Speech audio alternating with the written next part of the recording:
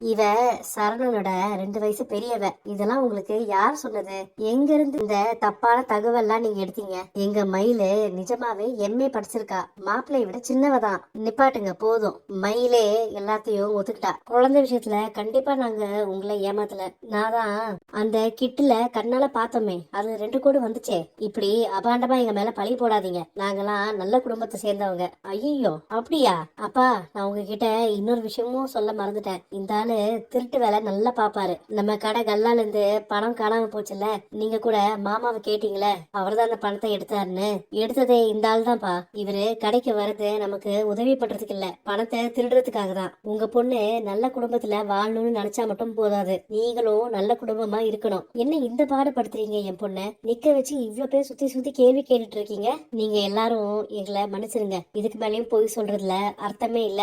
உங்களுக்கு தெரிஞ்சது எல்லாமே உண்மைதான். நாங்க பொய் சொன்னதுக்கு ஒரு காரணம் இருக்கு. என்ன காரணம் சொல்லுங்க. மயில நிறைய இடத்துல இருந்து பொண்ணு பார்க்க வந்தாங்க. வசதி இல்ல, படிப்பு இல்லன்னு சொல்லி இவ கல்யாணம் தள்ளி போயிட்டே இருந்துச்சு. அப்போ ஒரு ஜோசியர் மயில் ஜாதகத்துல ஒரு தோஷம் இருக்கிறதா சொன்னாரு. 1000 பொய் சொல்லியாச்சும் ஒரு கல்யாணத்தை பண்ணி வைக்கலான்னு பெரியவங்க சொல்லிருக்காங்கல்ல. நாங்க அவ்வளவு பொய் சொல்லலையே, ஒரு 2 பொய் தானே சொல்லிருக்கோம். இவங்க யாருக்குமே கொஞ்சம் கூட குற்ற உணர்ச்சியே இல்ல.